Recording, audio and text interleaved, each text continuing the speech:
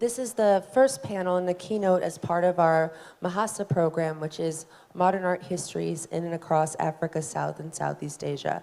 And I'm so delighted that we've been able to partner with the Getty Foundation, with Cornell University's Institute for Comparative Modernities, and with the Asia Art Archive in Hong Kong.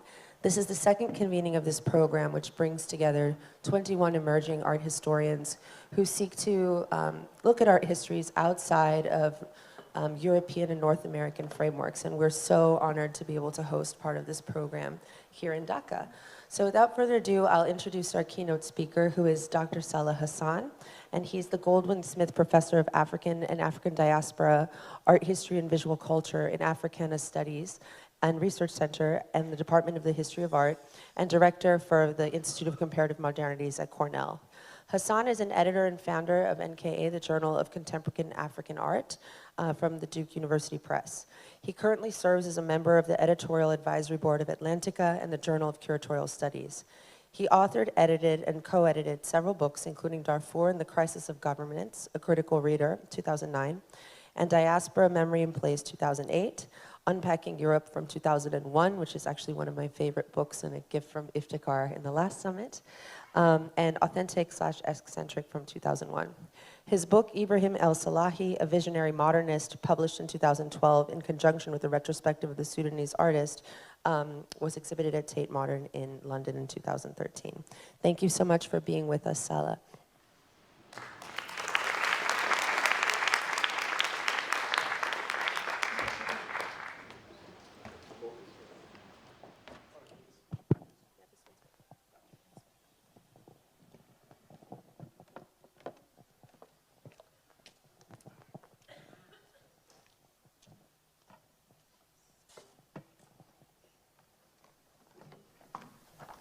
Well, thank you so much, Diana, for the gracious introduction.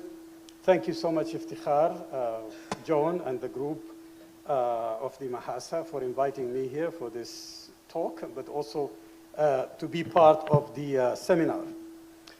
Sorry that I think what I will do is just to start with the presentation, because I can't do both, and maybe we'll end with the film.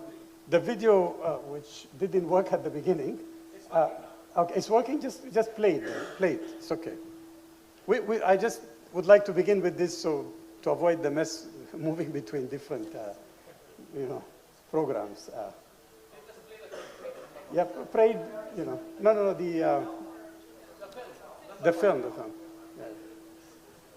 It's a film by the South African artist Bernie Sell, and it's called Seeking Refuge. I just using it as a prelude to the lecture itself because it touches on issues of migration, movement, diaspora, and all of these issues. And specifically the most recent diaspora, which is the subject of the talk itself, thinking about the idea of Afropolitanism.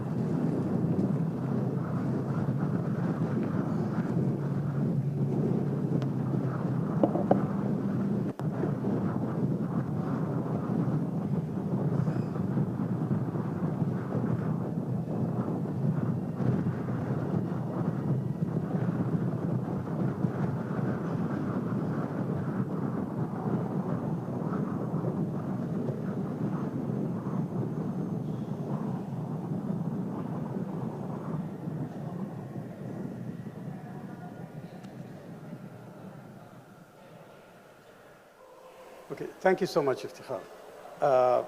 Let me begin by briefly summarizing the central issues and arguments I hope to raise in my talk today.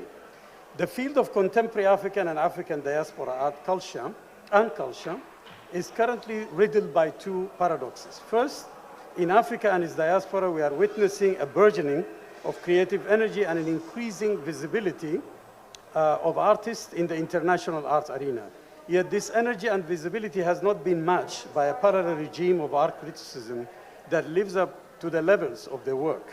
Second, we find as a second contradiction, we find a rising interest in exhibiting and collecting works by contemporary African and African diaspora artists among Western museums, as well as private and public collections. However, this growing interest has been taking place within an extremely xenophobic environment of anti-immigration legislation and the closing of borders to the West and a callous disregard for African life.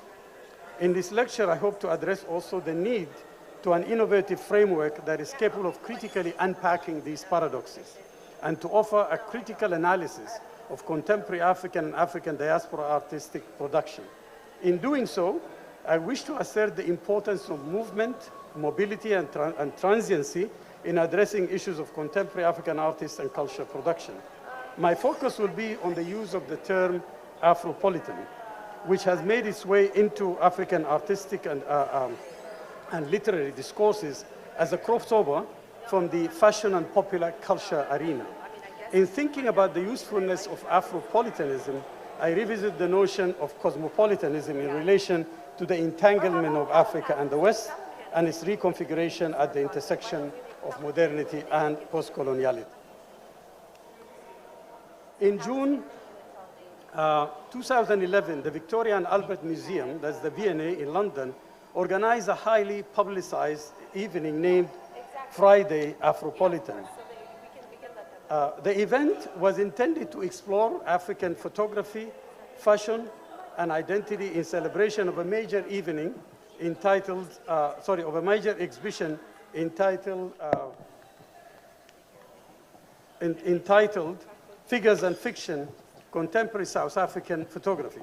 The event was dubbed as a celebration of image makers who captured the excitement, optimism, and a sense of freedom of post-independence African nations from the 1960s onward.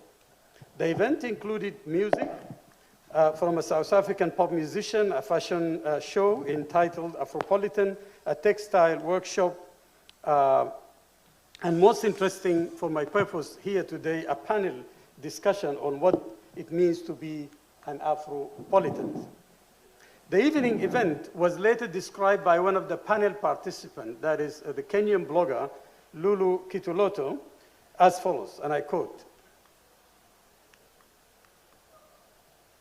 "There are moments where I feel totally at home, living in the UK with a Kenyan passport and a visa with an expiry date. That doesn't happen all that often. But it happened on Friday night at the Victoria and Albert Museum, no less. The Afropolitan Friday late saw this world-renowned museum transformed into a celebration of contemporary African art and culture. The content, the ambience, and the crowd made for the dubbed kind of beautiful, vibrant, uplifting experience that warms the soul as much as being of feeling at home. This statement speaks to the condition of what I call temporary permanence, which has been literally and visually captured in the work of several contemporary African and non-African artists too. The Albanian artist Adrian Paci works entitled, which literally translates into the Center for Temporary Permanence, shows an airport as a metaphorical location where people are stuck in a permanent temporary situation. Men and women are crowding an air stair, yet there is no plane in sight, or there is one that is not just landing. The stairs form an island in a concrete waste, suggesting that air travel is not for everyone despite the global economic inequalities which force non-Western population to migrate. Paci shows the harshness and absurdity of uncertain socioeconomic realities and the surreal nature of government institutions such as the migrant detention centers in Europe. Dysfunctional Dysfunctional Family from 1999, the multimedia installation by Yinka Shonibare, the London-based Nigerian British artist and proud MBA or MBE, a title bestowed on him by the Queen of England herself, is a playful exploration of the status, alienation, and multiculturalism as experienced by Africans in the West.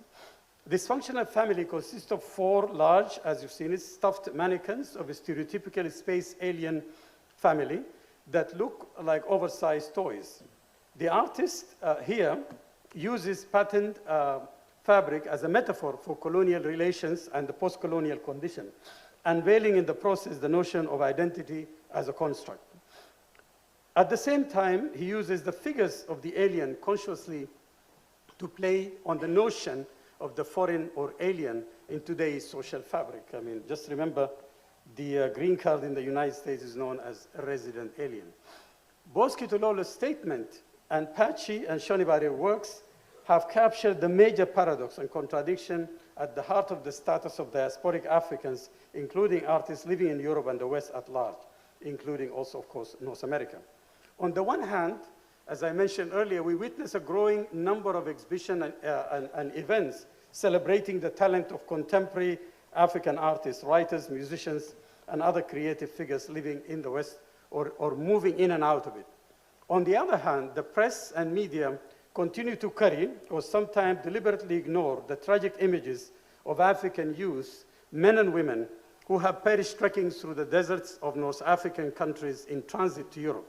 And as we all have been made painfully aware in the past several months or years, that thousands upon thousands of others, meaning Africans who drowned and again sometimes deliberately left to face such a tragic destiny while journeying on makeshift boats across the Mediterranean Sea to Europe.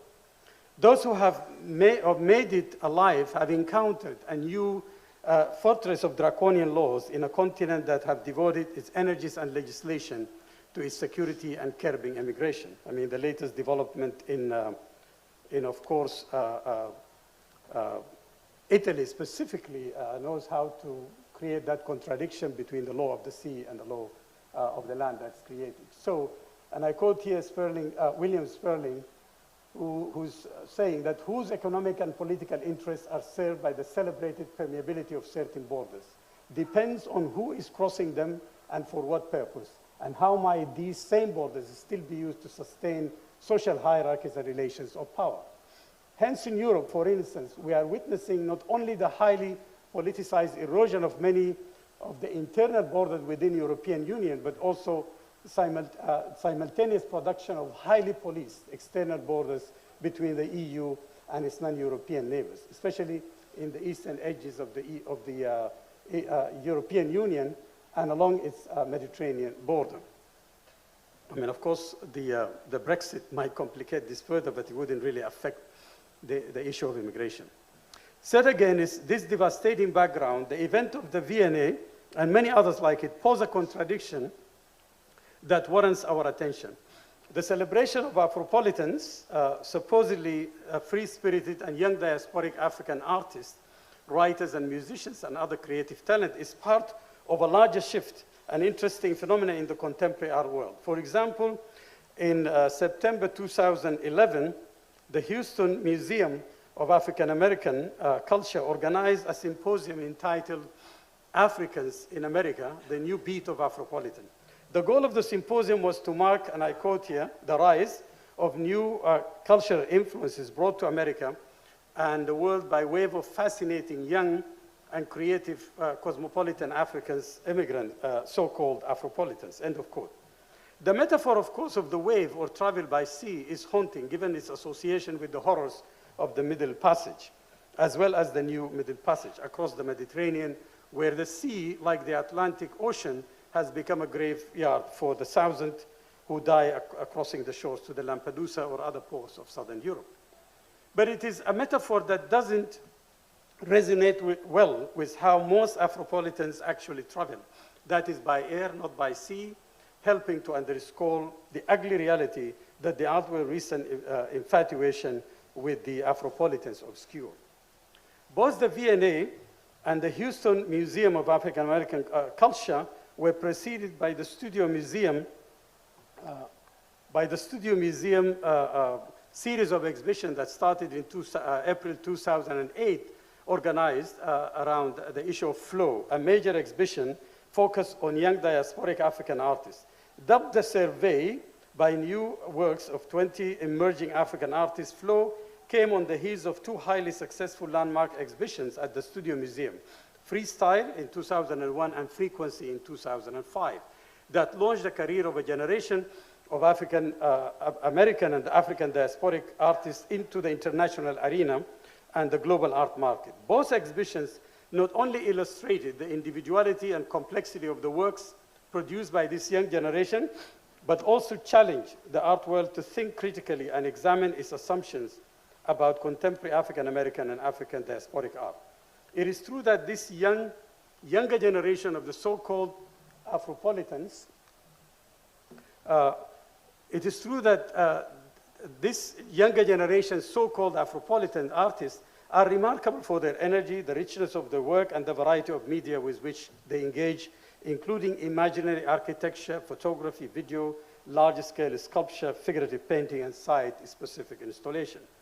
This burgeoning creativity exists in the face of abysmal health conditions, disastrous wars, increasing dependency on aid, and in many African countries, total economic collapse of failure. Anthropologist Hudita Mustafa has characterized this dilemma of the paradox, what she calls creativity in the context of crisis. But it has to be critically analyzed or properly explicated. The lack of a corpus of art criticism and reception of this paradox should not lead us to Afropolitanism, to Afro-pessimism, what came to know as Afro-pessimism, but rather to a renewed understanding and appreciation of the creativity and transnational circulation of these artists who are subject to such difficult conditions. Of course, the picture is much more complex. There have been positive development in places such as Egypt, South Africa, or Morocco, or Tunisia, where galleries and workshops and traditions of art collecting and criticism have started to emerge. The critical historical role of ongoing African-based biennials such as the Dakar, Cairo, when it's enacted, Cape Town, and of course Johannesburg, both disappeared, should be acknowledged. The serious lack of publications, periodicals, and magazines on the visual art of the continent and diaspora, and the equally serious crisis in art criticism, research, and education have been partially addressed by positive initiatives such as, and I'm showing here some of the initiatives that actually disappeared. Some of them still exist, like Gallery, that was out of Zimbabwe, and then Revue Noir, that was out of Paris, that also disappeared. There are some existing initiatives, African Art, which is the oldest in the field, and then Black Renaissance Noir out of NYU, initiated by,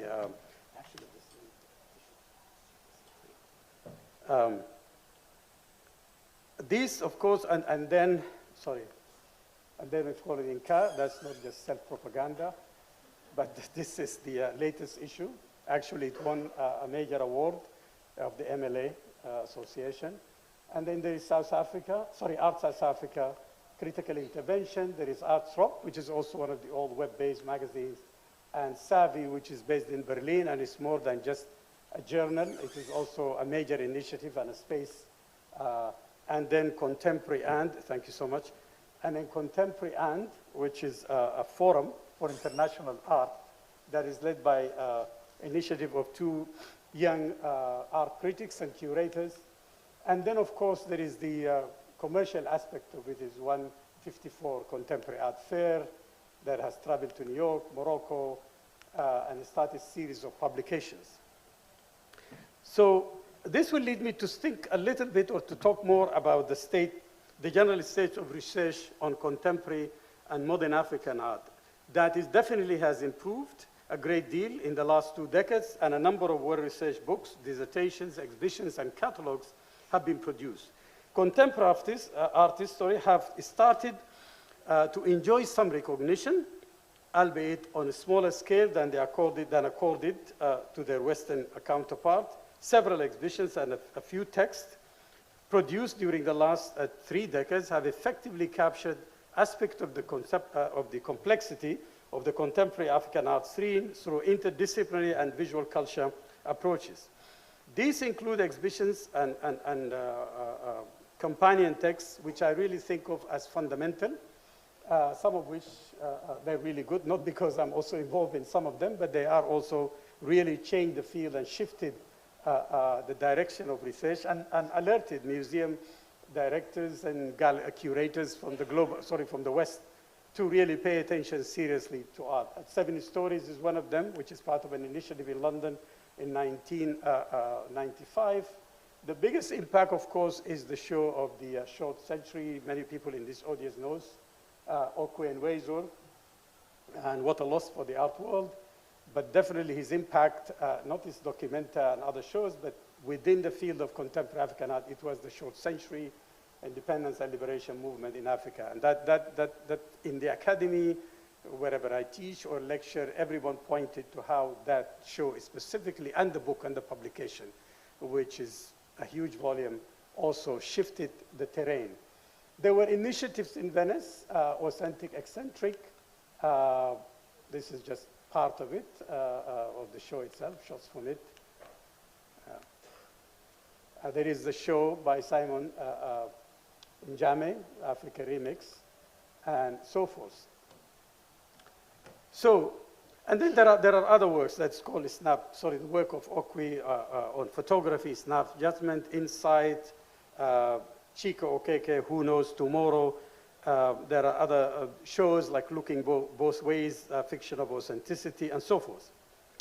So with varying degrees of success, these exhibitions have provided critical frameworks for interrogating the contemporary, especially African modernism and postmodernism, by engaging diverse media, including photography, architecture, music, theater, fabric, fashion, posters, literature, and so forth. Unlike earlier exhibitions or texts on African modern art, these have transcended traditional boundaries. And this is very important, especially in viewing what Africa is in the visual art, by incorporating popular culture, what African art is, but also geographically, as a genre and geographically, by incorporating popular culture, situating the visual in relation to the discursive, and overcoming typical institutional separation of art, architecture, film, and video and new media, as I mentioned earlier. Above all, it's important to mention that these exhibitions challenge all representation of Africa in art history by breaking down the artificial boundaries, and this is really very important, between Northern and Sub-Saharan Africa, between the so-called Arab Africa and the Black Africa. They critique many of the essentializing tendencies that have plagued the field since its inception, especially in the Francophone arena, where the idea of Black Africa versus so-called white Africa still persists, which is what I call within African studies the darkest Africa syndrome, which is, of course, residues of the colonial study of Africa. So the recent paradigmatic shift we have been gradually witnessing among Western-based museums of modern art and contemporary art has shepherded a series of initiatives that revise their major policies of collecting and exhibiting. This has been characterized by a move towards a more genuine multicultural outlook that embraces much more global art historical perspective. So the latest initiative at the Tate Modern on African art is a case, although it depended also on African funding that didn't continue. But I'm pleased to see major shift that causes, of course, shift in the, like the recent MoMA reinstallation, like also what has been created a lot of fuss re-envisioning the introductory courses at Yale, which I don't know what the fuss is about. If we think about Cornell, we have changed and canceled the whole idea of 101, and as I call it, from rock to pop type of introductory courses, and towards a much more global, diverse introductory courses of the art that are embracing of all the diversity in the world. However, looking at the overall picture from the African continent, we find cause for significant concern, as it points towards a serious intellectual decline when compared with the optimism of independence and decolonization movement and the rise in the 1960s and 70s of a generation of modernists in literature, art, such as Chinua Achebe, Ngugi wa Thiong'o, Leopold Sedar Senghor, Wole Soyinka, who combined artistic, and this is very important, who combined artistic and literary production with serious critical writings. Like, you don't see that kind of intellectual today. Moreover, with few exceptions of the current burgeoning of artistic and literary production, as evidenced by the visual and literary work of the so-called Afropolitan, have not been matched with critical discursive writing that can help elucidate their complexity. So, lamenting such condition, Tejmula Olaniyan insightfully, who's the late, actually I would say the late, is a wonderful colleague who just passed away recently, who taught at Wisconsin Madison for a long time, and he's among the few really who had real serious theoretical contributions and insight. So he insightfully observed that in contemporary Africa, cultural creativity far outstrips cultural criticism, happily and sadly. Happily because the continent is not at least losing out on both creative and critical production. Sadly because the condition for the training of intellectuals and culture critics are far less than adequate. And because an overall healthy development of cultural creativity, the type that continually breaches accepted boundaries and invent new forms and suggest new meanings, depend on a robust interaction between talented artists and discerning critics, between the creative and the critical imagination. What we now need is an innovative framework that can facilitate the critical unpacking, drawing on a series of critical reflection on the condition of contemporary art production. Based on my own work and others, what follows, and that's what I will mention, what follows is intended, and I want you to take it as a gesture towards outline of a such critical framework that I cannot definitely elaborate on much because of the time here. At first, it's important to understand the discourses and theories that inform the artistic production of these artists, and to investigate the techniques, media, genres, and visual vocabularies they deploy. All the artists discussed in this presentation later on are well-versed in contemporary visual culture, specifically discourses of postmodernism and postcolonialism, as well as the languages and techniques of contemporary global art, as evident in their emphasis on conceptualism, documentary, and the archive, and photography. Their work must be understood within the parameters of such global discourses and practices. However, the intersection of these discourses with race, gender, and sexuality, and other existential experiences, and I may just say a framework that's more towards an intersectional one, are perhaps among the most striking aspects of art created by contemporary artists throughout Africa and the diaspora. Here it's helpful to use the discourse of comparative modernity to reread modernism, and by extension postmodernism, outside the West as a performative act translated and staged through difference. Second, it is important to interrogate their art, and I'm meaning here these artists, contemporary African artists in general, as transnational product that can be best understood within the theorization of the diaspora. Such diasporic framework, as Robin Kelley, the American historian, eloquently argues, have, and I quote here, profound implications, not only for our understanding of the Black world, but for the way we write the history of the modern world, of the modern West itself. End of quote. As he further explains, and I quote here, the making of the African diaspora was as much the product of the West as it was of internal development, as it was of internal development in Africa and the Americas. At the same time, racial capitalism, imperialism, and colonialism, the key forces responsible for creating modern African diaspora, could not shape African cultures without altering Western cultures, end of quote. And this is really very important in really understanding the West and the non-West, because there is a lot in the West that is of the non-West already. Third, the movement of Africans across continent is likely to continue deep into the 21st century as economic and political circumstances forge large scale of migrations of people, including artists, intellectuals, from African nations to the West. Hence, it's important to locate the practice of these artists within this historical continuum. Within this historical, sorry, I'm just losing here because of the light. Hence, it's important to locate the practice of these artists within this historical continuum without neglecting individuality or the particular circumstance and experiences that shape the work.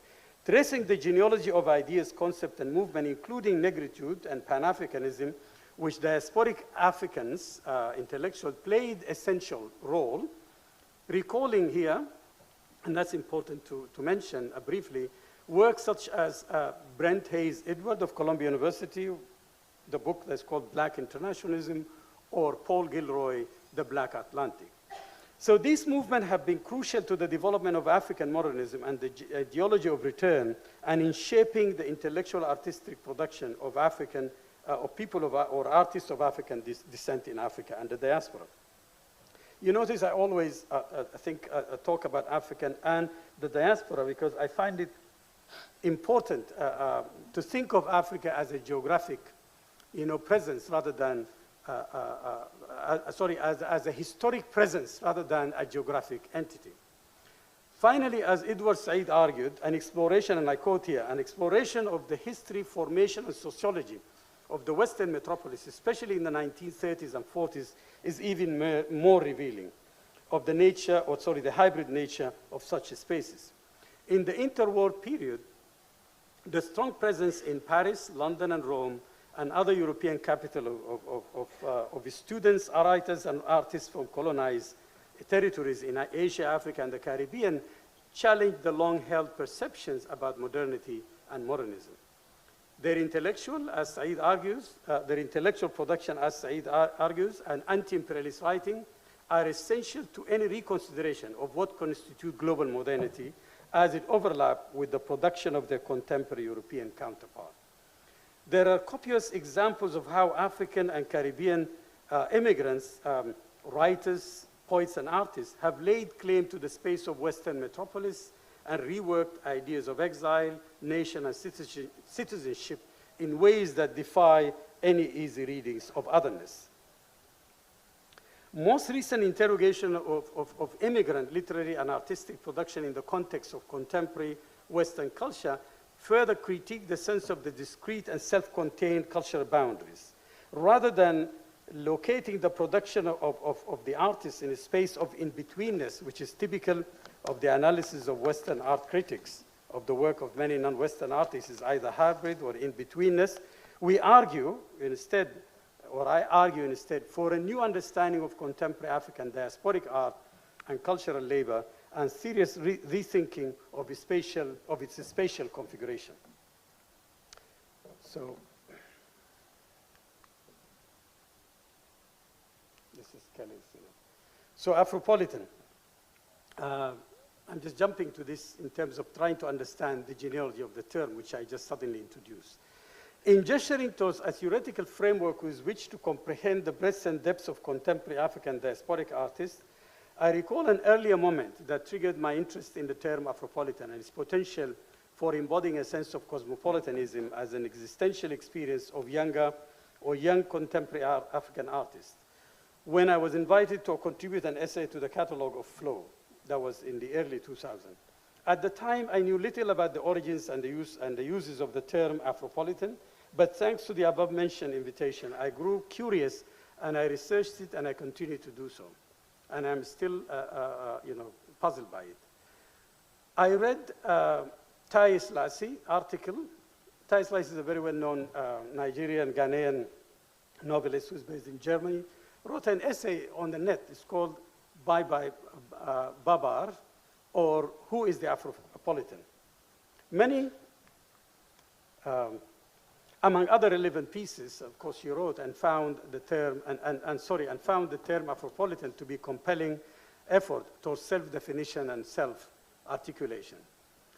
A posting on the internet described the young breed of Africans as following. The newest generation, and I'm quoting here, of African immigrants coming soon or collected already at a law firm, camp, lab, jazz lounge near you. You will know you will know us by our funny blend of London fashion, New York jargon, African ethics, and academic successes. Some of us are ethnic mixes, that is Ghanaian, African American, Nigerian, and Swiss. Others are merely cultural mods.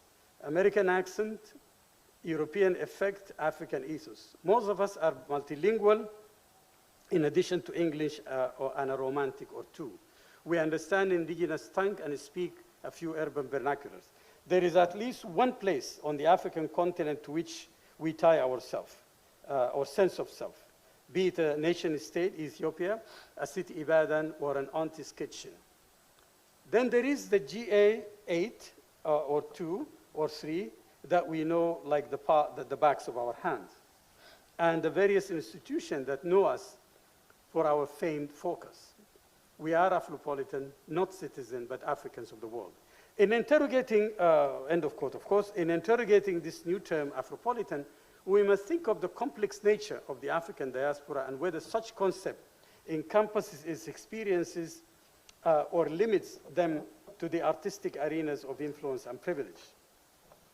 Afropolitan, as suggested by the composite term, is where cosmopolitan meet African. The term speaks to morphing identity, fluid enough to encompass new breed of diasporic, culturally or ethnically mixed Africans who came of age or grew up outside Africa, but still move in and out of the continent. It speaks of a cosmopolitanism and a sense of belonging in the metropolis. In most cases, the term Afropolitan assumed the Western metropolis as the base for parents of this new breed, sometimes uncomfortably suggests that the cosmopolitan in Afropolitan is derivative of the West rather than African. At the same time, the term seems to have taken on a life of its own, become part of a language of fashion advertisement, especially in pop culture and marketing in Africa and communities of immigrant black youth in Europe and North America. All these observations require further investigation of the term and questioning of its potential or validity. Interestingly, as reported by Jamin Ohon Ravioli, in a view essay of the panel at the Viene, that no consensus was reached on the question, what is the Afropolitan? Instead, the verdict at the end was, the Afropolitan means different things to different people, as quoted by him. For some, African is more important element of the term, for others, cosmopolitanism. However, there are consequences of an Afropolitan in someone, the acquiescence of that an Afropolitan is someone who vests part of his or her identity in the African continent. Since Haile Selassie launched the term, Afropolitan has taken a life of its own, gradually filtering into discourses of contemporary cultural studies, including visual and literary domains, and has started to enjoy an array of uses, definitions among prominent African scholars and critical thinkers. So in an essay entitled Afropolitanism, Achille Mbembe distinguishes between three African paradigms in African discourses of literature and art, philosophy, which according to him range from anti-colonial nationalist discourse to those influenced by Marxism and in the variation of African socialism, in addition to the different manifestations of Pan-Africanism, which, as he argues, privileges two types of solidarity, a racial and transnational solidarity and an international anti-imperialist solidarity. According to Mbembe, these three paradigms have become institutionalized and much ossified to a degree that has rendered them a bit useless or less encompassing, especially in a consideration of a world that is increasingly mobile and transient. This, as Mbembe argues, has its bearing on lingering questions of citizenship and in providing new answers to questions such as who is African, who is not. It is in this context, and in contrast to what Mbembe calls the nativist reflex, which derives on glorifying difference and diversity, that he proposes a redefinition of Afropolitan or Afropolitanism that highlights its cosmopolitan potential by pointing to the cultural, historical, and aesthetic sensibility that underlie the term that underlie the term Afropolitan. And as he says, awareness of the interweaving of the here and there, that is, as he suggested, that the Afropolitan recalibrated as such, the presence of the elsewhere in the here and vice versa, the relativization of primary roots and membership, and the way of embracing with full knowledge of the facts, strangeness, foreignness, remoteness, the ability to recognize one in the face of that of a foreigner and make the most of the traces of remoteness in closeness, to domesticate the unfamiliar, to work with what seems to be opposites. End of quote. In such a case, Afropolitanism is not the same as Pan-Africanism or negritude. It is, as Mbembe argued, and I quote here, an aesthetic and a particular poetic of the world. It is a way of being in the world, refusing on principle any form of victim identity, end of quote, which does not negate an awareness of the injustice and violence that have been inflicted on the continent and its people throughout its modern history.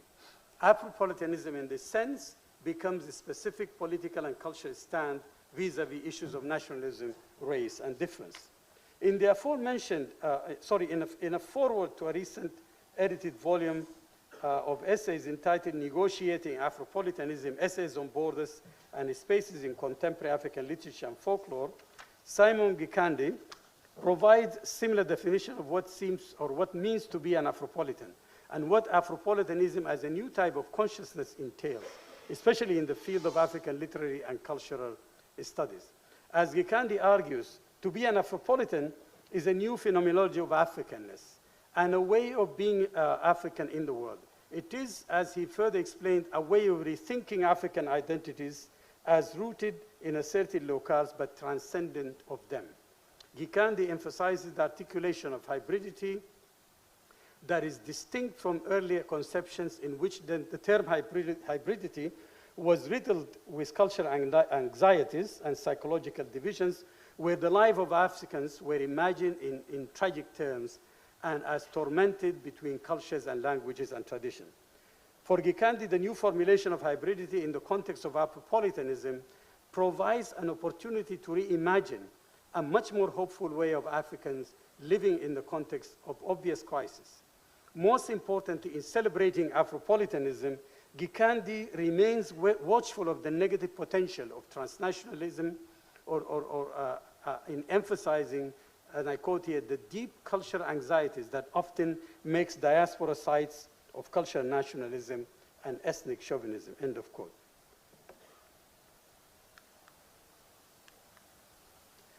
So is Afropolitan the answer, which is the last segment here? In thinking about the usefulness of the term Afropolitan, it's important to revisit the notion of cosmopolitanism itself. Since the 1990s, multiple cultural and geopolitical factors have warranted a rethinking of cosmopolitanism across the broad range of the humanities and social sciences.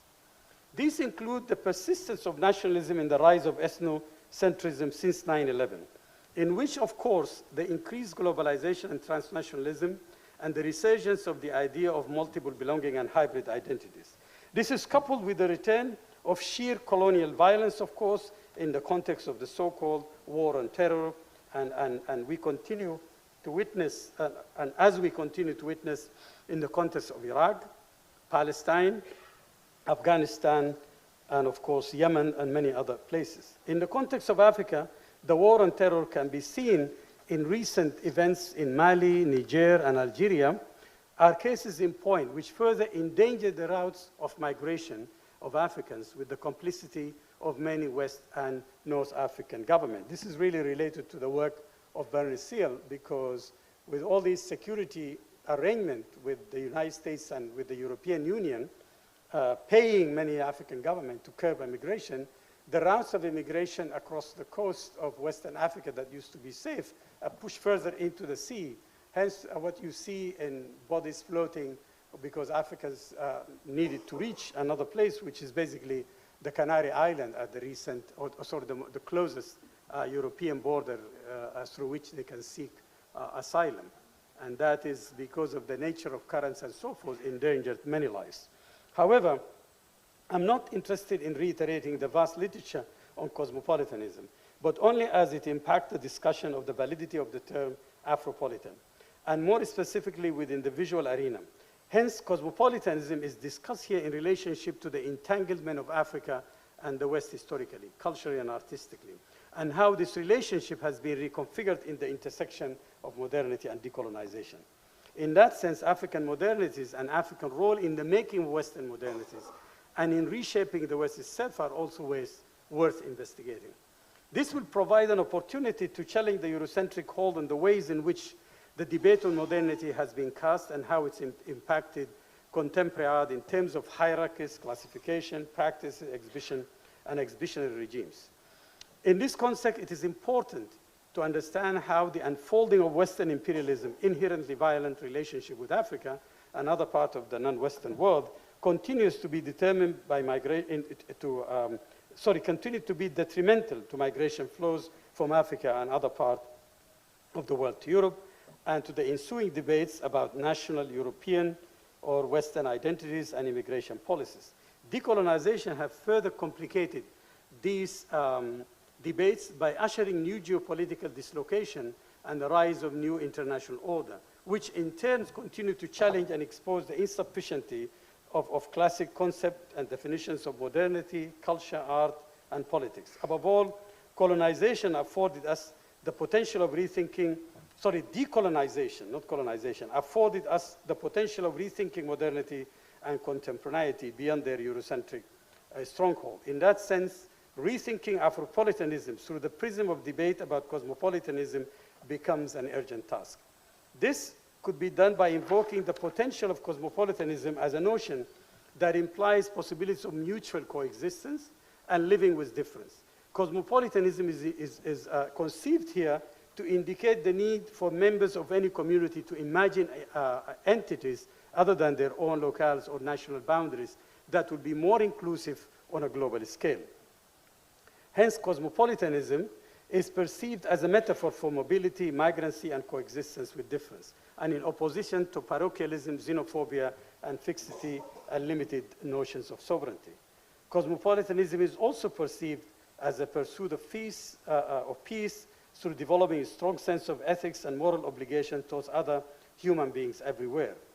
To be more specific, the emphasis should be on the anti-hegemonic and anti-homogenizing potential of cosmopolitanism. In this regard, one should emphasize the need for opposition to Western imperial tendencies and transnational capital and their corollary neoliberal economic policies. Yet, it is precisely these factors that continue to control visibility and the market in the art world. And the recent uprising from Chile to Lebanon are witness to this, but it's also the rise of the market in the art world in the West is also another aspect of this new liberal politics. In rethinking cosmopolitanism, I have in mind Edouard Glissot's brilliant articulation of creolization through his idea of poetics of relation, where the concept of relation could be used to meditate on new meanings of diaspora, globalization, chaos, violence, equality, and justice. In this sense, the poetics of relations, or of relation, or the poetics of relation, emerges as a moment of awakening in the world's imagination, whereby common grounds between seemingly disparate cultures and geography could be obtained. I mean, in a nutshell, it's celebration of difference rather than thinking of difference as something negative. In this sense, although originally the concept was articulated, meaning the poetic of relation, in the context of the Caribbean, creolization is potentially helpful in thinking about new forms of identity, such as Afropolitanism, through the process of communal interactions of different peoples, of people, ethnicities, hybridity, and intermixture. In this context, one find it useful to rethink Afropolitanism crossover to the artistic arena. But in speaking of this generation of the so-called Afropolitan artists, I can't help but compare them,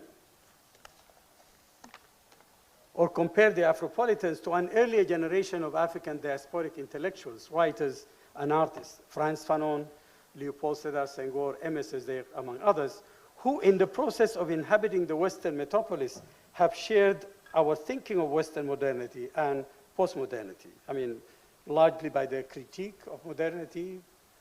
If you read MS's letter, Discourse on Colonialism, or letter to Maurice Thorez, you will see at that time someone in the 1950s critiquing Western universalism. More recent work by Stuart Hall, among others, on the concept of diaspora, migration, and identity politics resonate with the idea of the Afropolitan. This raises the potential to rethink Afropolitanism in relation to the whole concept of new ethnicities and his important effort to do away with the periphery, to rethink Afropolitanism in relation to the whole concept of new ethnicities and his important effort to do away with the center-periphery dichotomy in artistic and cultural production. And I'm quoting here, "The world is moving outward and can no longer be structured in terms of center-periphery relation. It has to be defined in terms of a set of intersecting or interesting centers which are both different from and related to one another." If you think about where important movements are being made, sometimes they happen in the center, but the most exciting artists are those who live simultaneously in the center and the periphery. I mean, you know, the presence of many now people who never showed in maybe Dhaka Summit or Sharjah Biennial and others from the West is, of course, a welcoming phenomena. But it's interesting how it's just happening now, where the West sometimes needed to recalibrate a sense of collection. Galleries also do the same. It's a chance for them to discover new artists and market them. Havana Biennial used to play this role. And the stories of many artists like Cho and others is typical of that kind of phenomena. But it's just now becoming more increasing. Take, for example, his assertion, and I'm here referring to Stuart Hall, his assertion that despite profound inequalities and the absolute hegemonic centralizing primacy of Western modernity and capitalism, artistic practice is not being homogenized. For Hall, good art can happen at the center, but the most exciting art is being made by those who live simultaneously in the center at the periphery. Hall's articulation provides a glimpse of the challenge and rewards of theorizing about art movement originating outside the West or created by non-Western artists in the West, considering the long history of exclusion and the entrenched stranglehold of Eurocentrism on art historical discourse.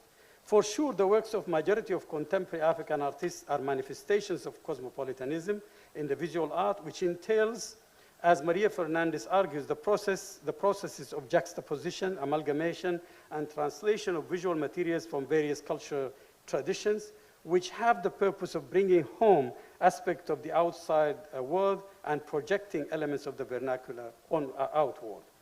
Point to Walter Mignolo's work on cosmopolitanism, Fernandez further argues, and I quote here, "Patrons, artists, and publics assign to these products certain values, frequently linked with hierarchies of economic and political power. Thus, cosmopolitanism in visual culture must be theorized in the light of geopolitics." End of quote. Thus, one must push for a new understanding of the work of these artists and by extension the work of other diasporic Africans as part of the process of constant translation and production, constant translations and product of what she calls an informed selection that entails invention, synthesis, and transformation of diverse tradition, not just naive imitations are often suggested. Yet I wonder whether by using the term Afropolitan, we restrict ourselves to the middle class and offsprings of well-to-do African diasporic Africans, of course. Allow me to pause for a moment and to circle back to the contradictions I posed at the beginning of this lecture. Here, a few questions or questioning will help. So isn't our fascination with the jet-setting Afropolitan artists in part linked to the horror of the bodies that wash up on the shores of the Mediterranean? In privileging this very elite diaspora and its movement and productions, we are to imagine a borderless world when in fact we are witnessing the rise of fortress Europe and America? In answering such complex questions, I find it necessary to delve directly into the nature of artistic production of the so-called Afropolitans. 3 examples of these artists of this generation will suffice. The Moroccan, not the Mediterranean, Paris-based artist, Bushra Khalili, who is here among us in the front seat, illustrates the reality of migration. In this work, which is basically a video installation, 8 immigrants describe the routes they have traveled on a world map. These journeys underscores the difficulties in confining people to cartographic contours.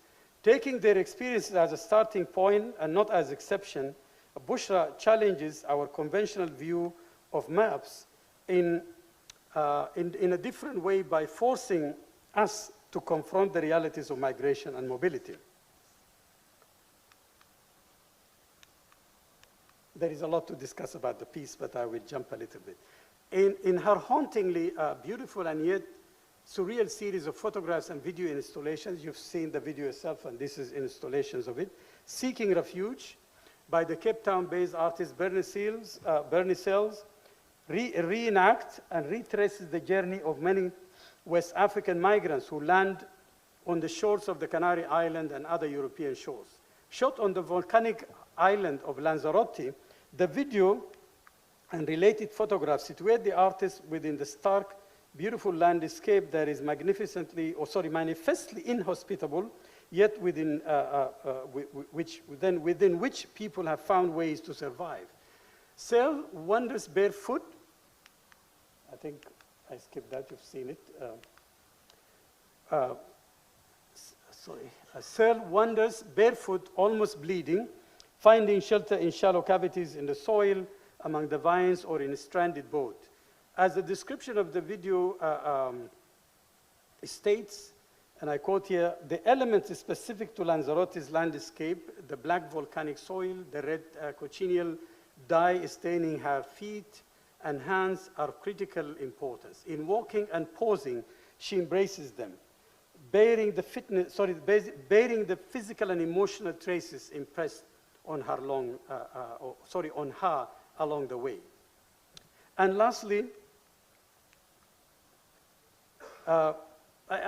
these are really arbitrary selection. There are so many other artwork that one could select. And lastly, the Angolan artist Kolwanji Kiehenda, The Merchant of Venice, is a work which pays homage to William Shakespeare's play set in the late 16th century Venice. Of course, it is a partly well-known anti-Semitic, of course, novel with stereotypical views of Jews.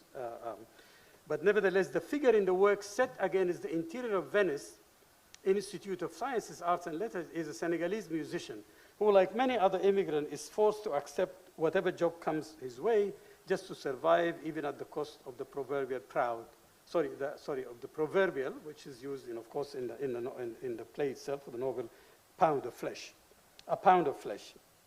This work could have been photographed in New York or another European city where African immigrants have to dodge the authorities to make a living selling fake high fashion goods. These artists remain particularly conscious of the continued foreign involvement in the African continent, as well as persisting systems of racial classification established under colonialism. Most interesting, despite their relatively young age, and most born during the early days of independence and post-liberation era, they are strikingly aware and responsive to the colonial aftermath. From the legacy of the apartheid to the marginalization of Africa in an increasingly globalized market economy. They are also creatively engaged with the real imaginary or virtual effect of the transnational movement of goods, cultures, people. In these critically informed artworks, we can begin to see a dialogue emerging between the privileged Afropolitans and their more numerous and the privileged counterparts. It is at this juncture one can one can make the argument that in most of the current discussion on Afropolitanism, the idea of cosmopolitanism is always routed through the West. The uneven, predictable nature of the art scene in Africa has made it difficult for the continent or other parts of the global South to be reference points in defining the cosmopolitanism of the Afropolitan. An exploration of the South-South cosmopolitanism, and that's very important to think about in the era of decolonization, should be the next frontier for interrogation of Afro-cosmopolitanism. Otherwise, it is still the West that endows African with their cosmopolitanism. Instead, the era of decolonization provides plenty of examples when this was not the case, such as the Mbare Club, an experimental arts and drama workshop in Ibadan, Nigeria, initiated by the German expatriate Uli Bayer, Wally Shawinka Achebe, Gerald Fellet Chikaya, Jacob Lawrence, Dennis Williams, Ibrahim Al-Salahi, among others who were integral to the Mbare Club in early days of their career, and who have since also emerged as artists and writers whose work have made profound impact on modern African art and literature. The development of the Mbare Club interdisciplinary orientation was among the most productive and provocative episodes in the history of modern African art. In addition, the Pan-African Festival of the 1960s, the 1970s, Dakar 1966, Algiers 69, Lagos Festac Festival in 1977 have served as an incubator for many productive ideas in the art and literature and performing arts. However, it is the current crisis and failure of the post-colonial state that has led to the near total closure of the possibility of inter-African cosmopolitanism or South-South cosmopolitanism, while creating bifurcated external engagement with the West, one by land and sea, the migrants who perish, and the one on the air, the Afropolitan. In addition, how can we, or should we, distinguish the so-called Afropolitan from their counterpart in the black communities, that is African Americans in the United States, blacks in and people of the Caribbean in origin in England, or other communities of color, Asians in England or Canada, who were in the Western metropolis before the rise of the so-called Afropolitans. Serious scholarship on the youth culture of the Black Atlantic has only just begun. As a matter of fact, Afropolitans are indebted to other black communities in the diaspora for their earlier struggles for civil rights and social economic justice, and the relative comfort with ease, and the ease with which they move inside and outside of the West. In other ways, we are indebted to African Americans for their struggle and for all the shift in the Constitution and the democratic rights in the United States.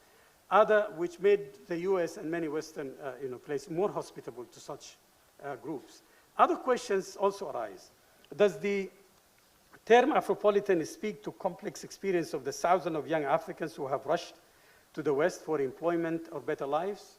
What about the sons and daughters of Senegalese and other West Africans in New York and Paris, or the Algerians, Moroccan, and other North African immigrated to cities in France, Spain, and the Netherlands decades earlier? As many are absorbed into the underclass of the Western world, I doubt whether they share any affinity with the seemingly privileged Afropolitan. Some of these communities suggest a very complex picture of diaspora and form tightly knit communities, such as the West Africans in Harlem, simultaneously living inside and outside the West. Their link to the homeland are very strong, as seen in their respective shops and mosques, and in the strong culture of murids and marabouts. As African-American historian Earl Lewis reminds us, the entire Atlantic world, including the United States, is situated or constituted by overlapping diasporas. Hence, the continuous formation of African diasporas through migration is one way in which the dispersed have remained linked to Africa. At this juncture, I find it necessary to reassert the importance of movement, mobility, migration, combined with the awareness of the world at large beyond locales or specific geographies to any positive articulation of Afropolitanism. In this regard, enacting Homi Bhabha's notion of vernacular cosmopolitanism comes in very handy. We must think of cosmopolitanism as a state of constant becoming, which cannot be fully realized in the present. Rather, we should seek cosmopolitan lessons in other cultures or other cultural contexts outside of European intellectual history. This will help us usher new models of global citizenship marked by the ability to be at home anywhere, an ability that always might become the burden of having no home whatsoever. This open ways of living at home abroad or abroad at home, realizing that homelessness is also real or as well as metaphorical. I want to conclude with Bob Marley's Reggae. It is his, actually, sorry. I don't know how to play I want to conclude with Bob Marley, since his 75th birthday, on the 5th actually. Roots Reggae classic, Exodus, of 1977, which draw on the biblical concept of Exodus to hasten the return of Africans scattered in the diaspora. Babylon, as he called it, to Africa. The lyrics reveal reflexive awareness of the centrality of movement to the existence of global Africans. The artistic production and cultural practices of the so-called Afropolitans offer a fresh look at the continuing importance and changing practices of Exodus by giving a voice to a newly emergent diasporic movement of artists who remain connected to Africa. In that sense, the transient, mobile nature of the Afropolitan provide a sense of a circular rather than only unidirectional movement. That is basically Paul Gilroy. Like the old movement of Ja people, the new movement of the Afropolitan is not a one-way affair. Thank you so much.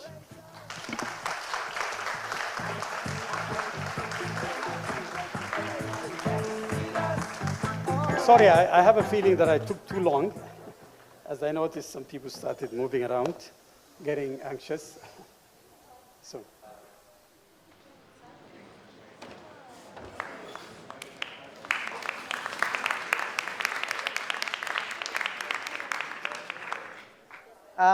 Hi.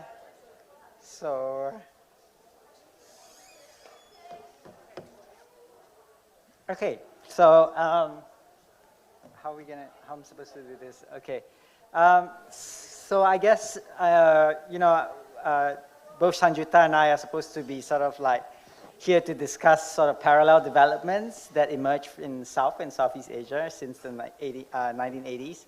So actually I want to sort of start with this Sha'ir, right? It's a sort of like poem, and it describes the conditions of sort of our world, interestingly, which is pictured as a sort of like shipwreck. You know, it's from the 17th century by a poet called Hamza Fansuri, and it's a condition that he sort of like pictures as a sort of shipwreck, and it's a condition that the Sufis say can only be redeemed via fana, or the extinguishing of the sort of like self. So where is identity, I guess, in all of this, right? What is the sort of construction that can take form? Now, for Malaysian, I think, is there such a thing called as a Malopatanism? Oh, as my sort of like friend Rahel was sort of like cheekily whispering into my ears during Hassan's sort of lecture just now. I think if you think of this sort of like constructions, we also then sort of like thinking of this construction as something that is also able to sort of address the condition of the alien. And is the alien really a condition central to the pulse of being the human? And that's where I want to sort of like try to push, my response to, which goes to the next slide. Yeah, okay. Nadi Insan, right? I want to talk about it through this magazine. It's a magazine that was sort of published from 1978 to 1983. And if, I know how to work. Yeah. Sorry. And for those of you who sort of like know the word, Nadi comes from the sort of Sanskrit word for pulse, and Insan is from the Arabic word for the human, right? So the human sort of like pulse. It's a very sort of like interesting magazine because it was published by the Institute of Social Analysis, which was called Nadi, which was called Insan, and it's a magazine that is broadly about the third world.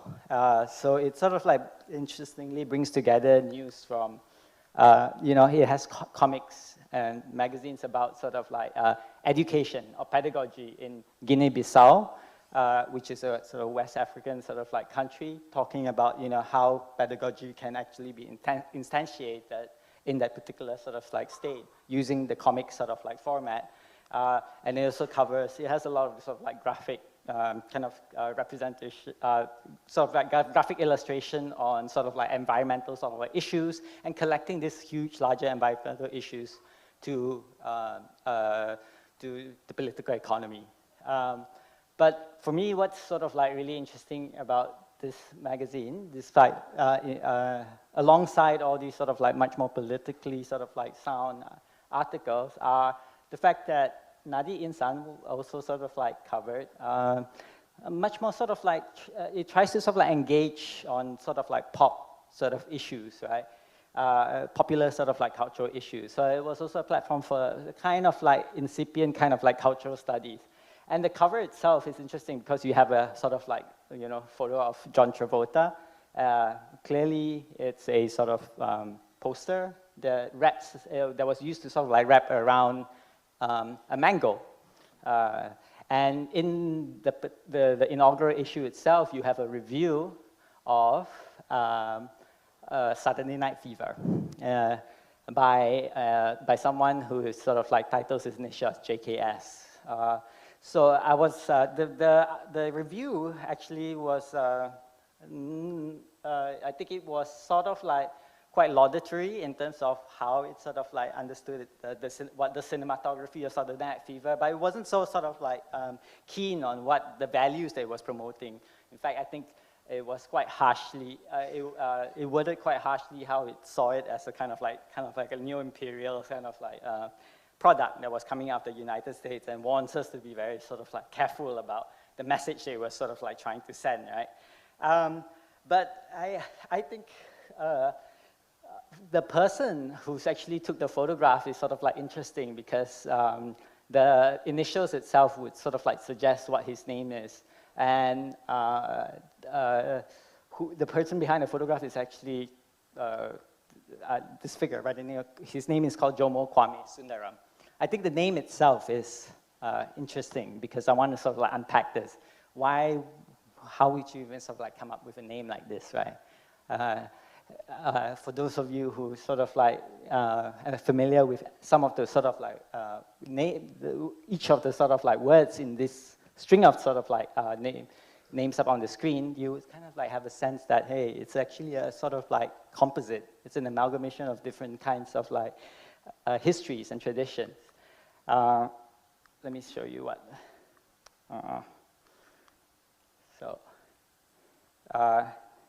That's what I have up on the screen. Okay, so of course Jomo is sort of like in reference to sort of Jomo Kenyatta, Kenya. Kwame Nkrumah, sort of like from Ghana, and Sundaram comes from the sort of like family name who is sort of like from Tamil Nadu, and also he is sort of like he's a child of the marriage between a Chinese and a sort of like Tamil Indian, and it's this kind of like meeting of all these names and sort of like figures that is interesting to me because someone like this, the possibility of someone taking on such a name like this is from the 1950s in Malaysia, also signposts a period in which Malaysia would have something like a Congo village, and you go to places like Cambodia, it's where you would have a Stalin sort of like avenue. It sort of signposts the different kinds of like imagination, the different kind of like sort of alliance making that is sort of taking place during this period of time that is very different from what you imagine the world is today. So as I was sort of like making fun of a name like sort of like Jomo Kwame Sundaram, I think one of the things that my mom sort of like told me, if you make fun of someone else's name, you should also sort of like make sure you sort of like go back and discover your own sort of like name as well. And trying to sort of like understand where my name can become sort of like queer and funny is also, it reveals sort of like an aspect of, I guess, my history that is seldom sort of like talked about in the family, only because my father has become quite right-wing. So if you look at, so I go back to, so my name, Simon Soon. standard, typical, sort of like, very standard, very typical, sort of like, you know, Christian, Chinese, middle class sort of like name, yeah?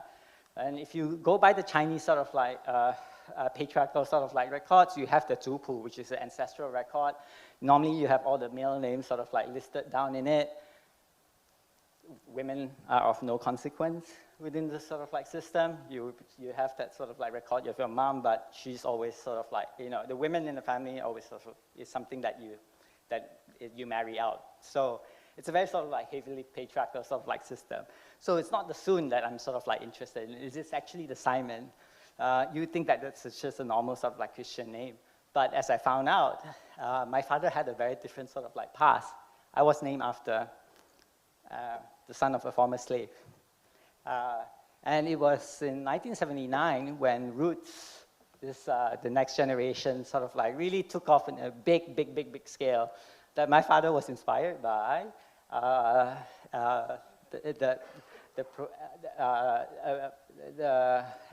this figure called sort of like Simon Alexander Haley, who was the father of sort of like Alex Haley, the author of sort of like Roots. And he was, you know, the son of a former slave and sharecropper, but later became a professor of sort of agriculture in the State Agricultural Mechanical Institute for Negroes in Alabama. First aired in sort of like February 1979. I guess sort of like bringing this up is also sort of pushing me to sort of think about looking at names as possibility, sites that allows for a possible, it's a possible site to think about the kinds of elective affinity you want to make. I could sort of focus on the Sun, which is that sort of family name that sort of like bears the tradition of all this sort of like patriarchal value. But I also feel very strongly that there is this other sort of like possibility out there. And to remember that, okay, my dad had a different sort of like past, and that this past is not yoked to this rising kind of far-right nationalism that has sort of like governed so much of our sort of like nationalist imagination today. And to be able to make this kind of elective affinity, to think about the possibility that it could sort of like engender, I think that speaks to the continued possibility of a kind of cosmopolitan in our present-day society. Thank you.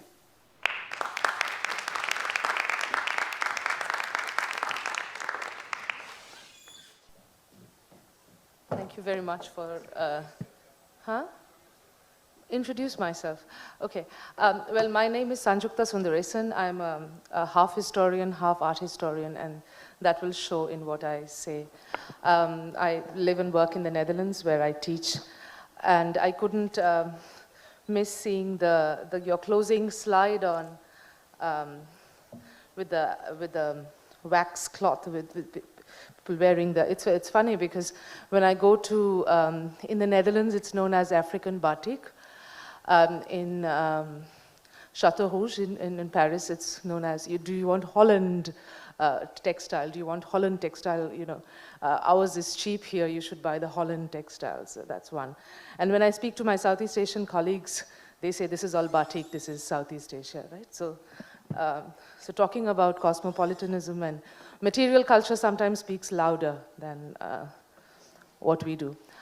Yeah, so in terms of responding to Afropolitanism and what Salah has been talking about, and we spent a lot of time this morning to talk about how can we develop connected questions, even if these questions don't come up with stable answers.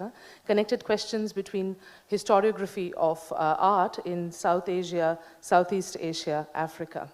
And we are in the process of thinking about these questions. And thinking about the idea of Afropolitanism made me think, the first thing that came to my mind is that the demand or the need to be visualized as a singular continent, as an entity, whether that is real or not, if that's an imagined entity, the relevance and the import it has for Africa is most certainly not the case in Asia, for a start.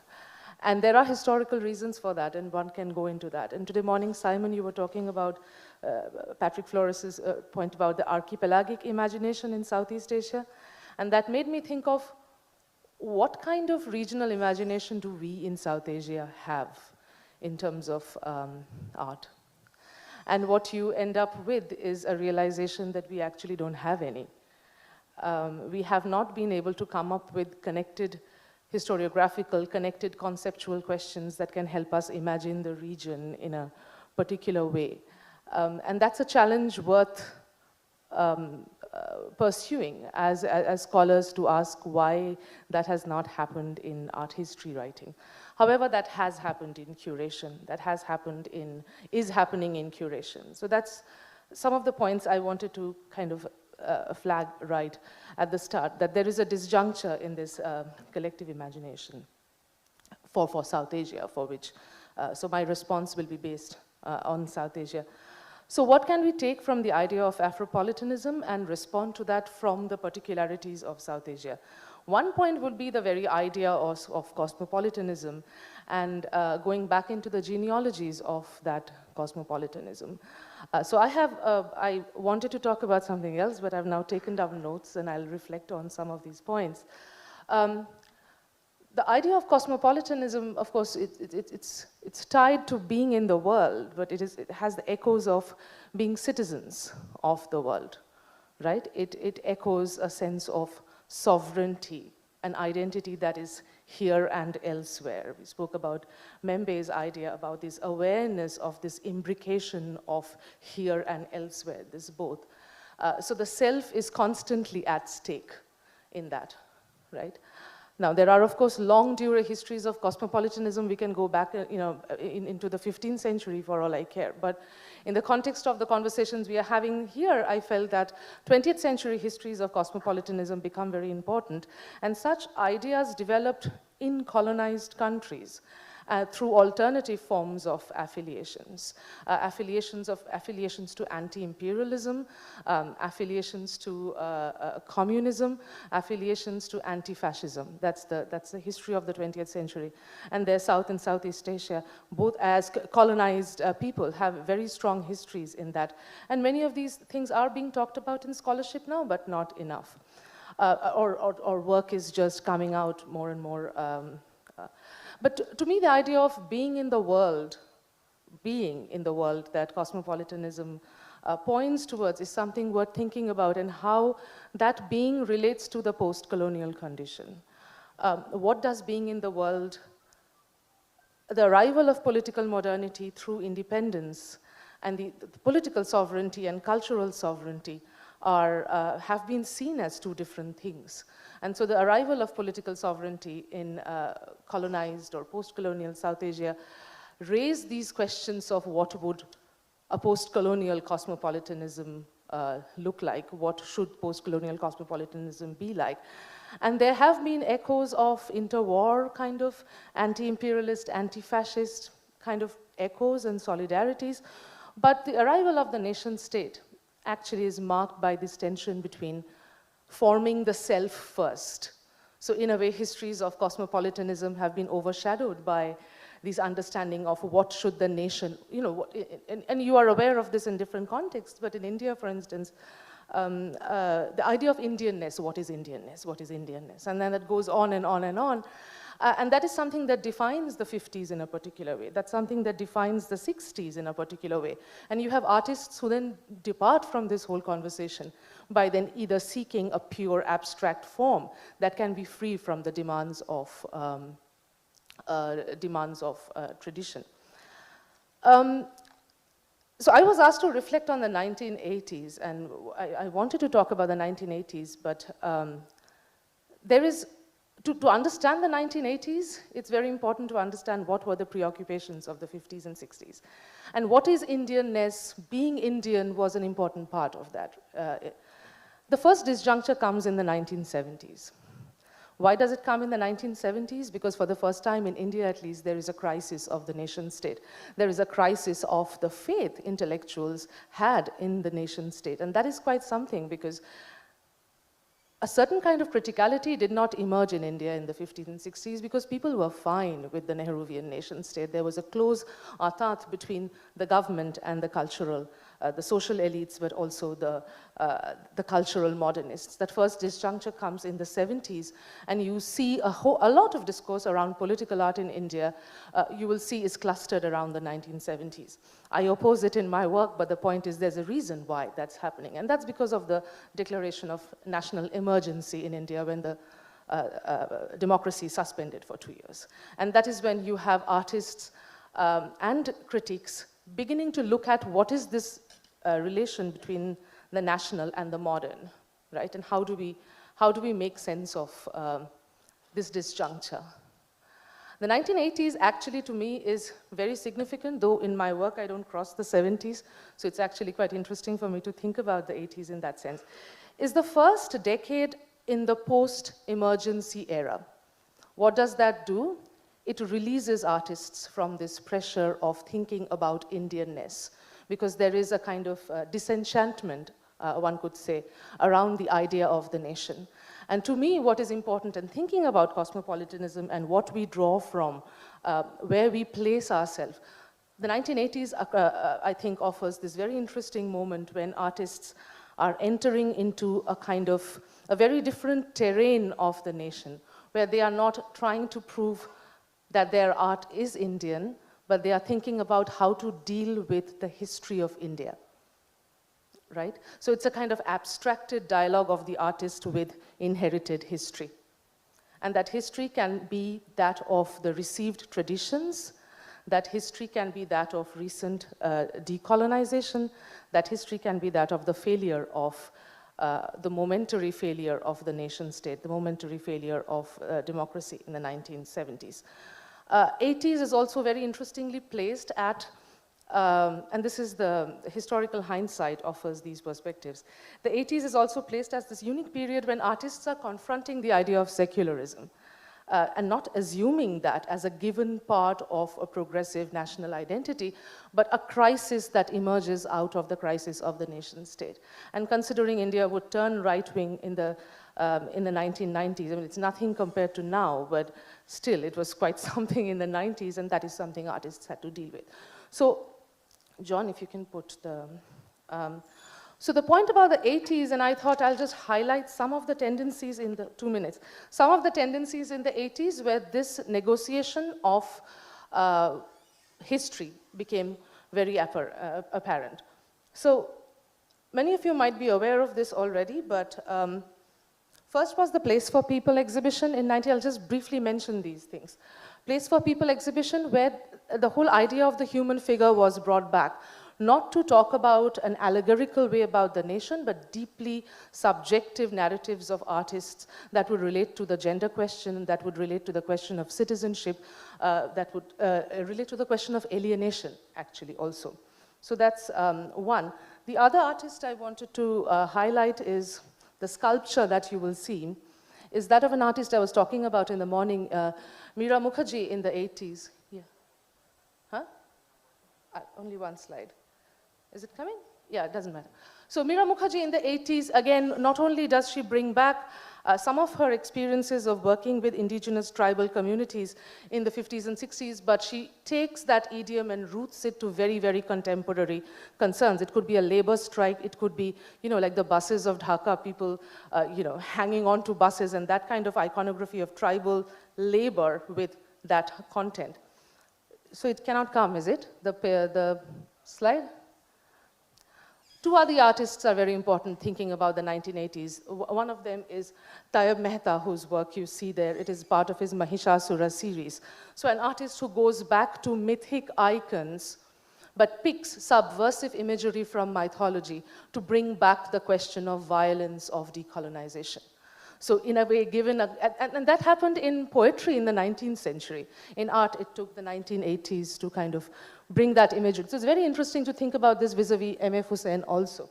So this is the mythic, the mythic figure of Mahishasura, the demon, who's being brought into a kind of foregrounded as a protagonist, struggle, the narrative of struggle. And the last one you actually have displayed somewhere here, not this particular print, but this genre. It started in the 70s, Shomnath Hore's work on The Wound, which is again the artist confronting the history of decolonization. And not only that, relating this moment to, and we are talking about cosmopolitanism, relating this to Vietnam, relating this to Bangladesh. This was started in the early 70s, and relating it to anti-imperialism at large. So to me, the 80s and the 90s introduced this moment where the artists in India are actually freed from the nation state, I would say, in one way, and being able to use that history for newer kind of transnational kind of goals. I'll end here briefly, but we can. Thank you very much.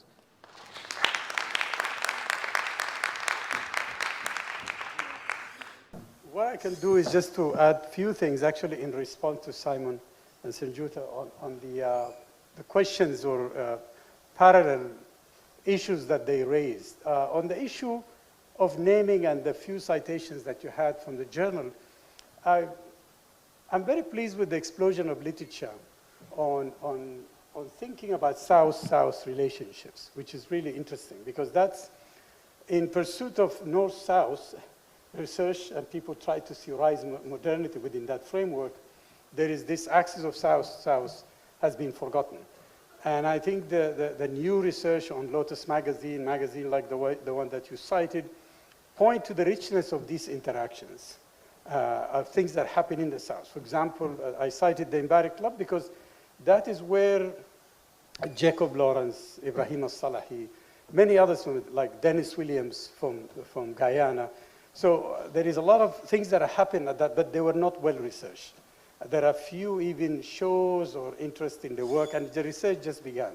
But it's pointing to interesting possibilities. On the issue of naming, it's interesting when you get into that, you will find that at that time, because that was a time of decolonization, South-South solidarity, the Afro-Asian solidarity. There's the Afro-Asian Writers Association, which was behind Lotus.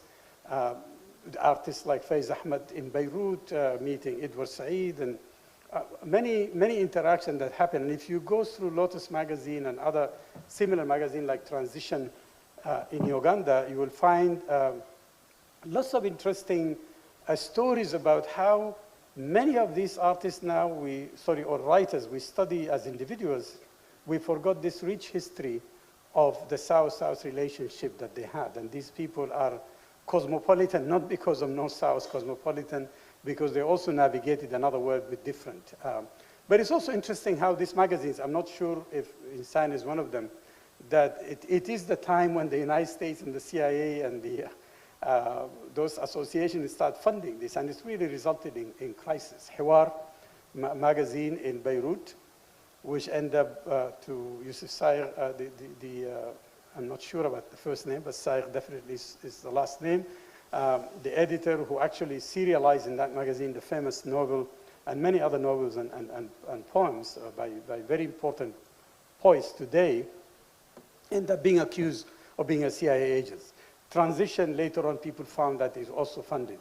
But that, as I argued, is that it never really changed the nature of the content of that. It doesn't change that for me.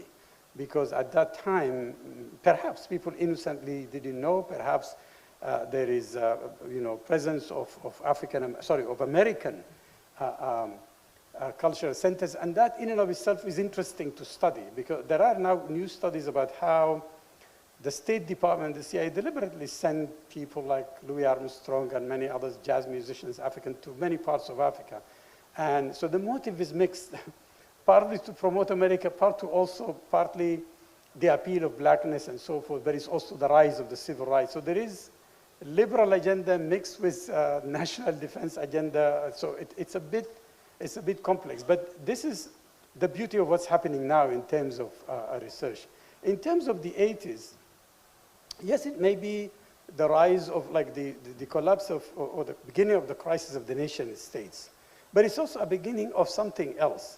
Of course, artists enjoyed a lot of freedom. For example, in Egypt, there was a lot of patronage, or good patronage by the state during Nasser's time, that left a lot of institutions that basically at the end relegated to just major buildings, like museums, opera houses, and so forth.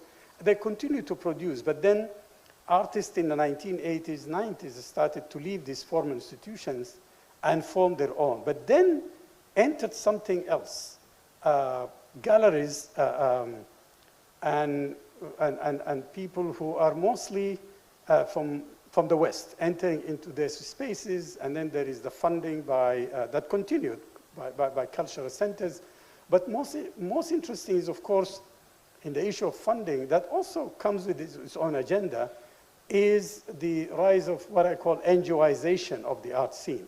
In the absence of the state patronage, and in the absence of culture of a local, or native philanthropy, something else took place, or displaced everything else, which is the dependency on funding from abroad, which is project-related, with its own agenda. Sometimes, of course, the art production has its own life anyway. I mean, you put an art in an exhibit, whether you frame it curatorially or not through a theme, the artwork will take a life of its own. So many artists emerged out of that kind of scene and became very well known, especially in the case of Egypt, South Africa, and places like that. I think it is interesting to study the 80s because it's also the rise, the beginning of the crisis of the nation state in the era of decolonization, the rise of military coups, nationalist government taking consolidations through the one-party system, becoming totally oppressive, like Jomo Kenyatta, who was an inspiration, at some point became the most horrible dictator. Mugabe is one example. Nasser himself, despite what he accomplished and the courage that he had in confronting the Israeli, French, American invasion at the eve of the nationalization of the Suez Canal, was also very brutal to the left that actually supported him. And he benefited from that actually, their impact in the history of Egypt. So he ended up alienating a whole strata of people. So that is combined with lack of interest in democracy by many of these liberation movements that took power in the independence or the post-independence era. So things have collapsed in the art arena, and new types of complex art scene that emerge.